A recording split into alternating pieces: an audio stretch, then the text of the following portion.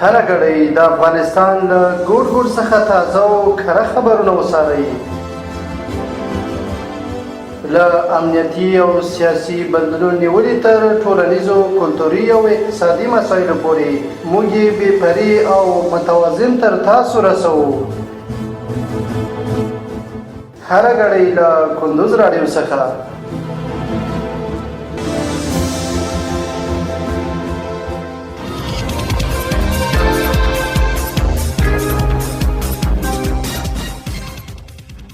سلامونه او وخت مو بخیر. پام راړم د کندوز راډیو د دې ساعت مهم او وروستۍ خبرونو ته. نن یک شنبه د تلې شپږمه نیټه ده چې د 2015 کال د سپتمبر له 28 نیټې سره سمون لري. روانه خبري غړي درته زه عبدالجلیل احساس وړاندې کوم. خو په پیل کې هم د څو مهمو خبرونو سرټکي. په نږدې راتلونکي کې به د کندوز ولایت صنعتکارانو ته د ځمکو د ویش بهیر پیل شي. په بدخشان کې د 80 میلیونه افغانیو په لګښت د کوکچې پر سیند یو پل د جوړولو چارې پیل شوې. خوست کې د کورنیو تولیداتو 3 ورځنی نندارتون پرانيستل شو. او ایران له یوشمېر هېوادونو خپل سفیران بېرته بللي. اوس هم بشپړ خبرونه.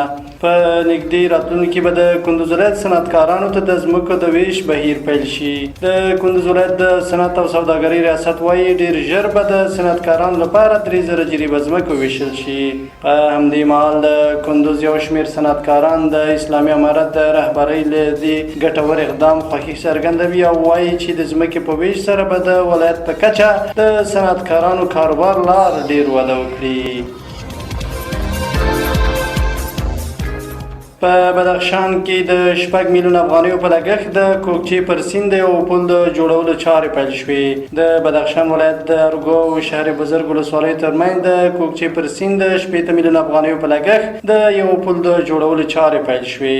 ټولګټو چارو وزارت ویلي چې یاد پل د 80 مترو په اوږدوالي او 9.9 مترو په سور سره جوړیږي چې په مرسته به د ارګو شهر بزرګ او د شهر بزرګ ولسوالۍ له لارې د دروازونو د 5 ګونو ولسوالیو بدخشان تخار لوی لارې د مسافرو د تګ او راتګ ستونزې هوارې شي.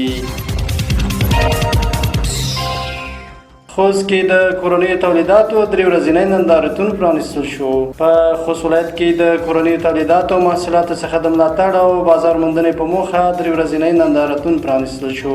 دغه نندارتون نن پرانيستل شو چې تر راتلونکو 3 ورځو به دوام وکړي. د یاد نندارتون د جوړېدو موخه د هېواد کورنیو تولیداتو او کرنیزو محصولاتو څخه ملاتړ او بازار پیدا کول ښودل شوي. د یاد نندارتون جوړونکي ذبیح الله احمدي ویلي چې په دغه نندارتون کې تر سلو پورې غرفو کې داخلي تولیدات، زراعتي محصولات او ځینې تخنیکي جوړ شوي شیان نندارې ته ایښودل شوي. د نندارتون ګډونوالو غوښتنه کړې چې حکومت دې ورته په نړیوالو نندارتونو کې د ګډون زمینه برابره او د دوی تولیداتو او محصولاتو ته د له هېواده بهر مارکیټ پیدا کولو کې مرسته وکړي.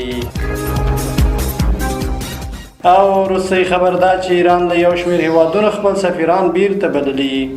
ایرانی رسنیو ویلي چې د ملګرو ملتونو د بندیزونو د بیا پیل له امله تهران له آلمان، فرانسې، برېټانیا څخه خپل سفیران بېرته غوښتي. دا په داسې حال کې ده چې د ملګرو ملتونو په امنیت شورا کې پر ایران د نړیوالو بندیزونو د مخنیوي لپاره د ځینې هېوادونو هڅې بریالۍ نه شوې او ایران بیا د نړیوالو بندیزونو له ګواښ سره مخ دی. په امنیت شورا کې په دې تړاو ترتیب شوې پرېکړه لیک کې له 15 غړو هېوادونو یوازې 4 هېوادونه له ایران ملاتړ کړی. دا د دې مهال مهم او وروستي خبرونه. تر بیا ښه وختونه لوی الله ومل شه.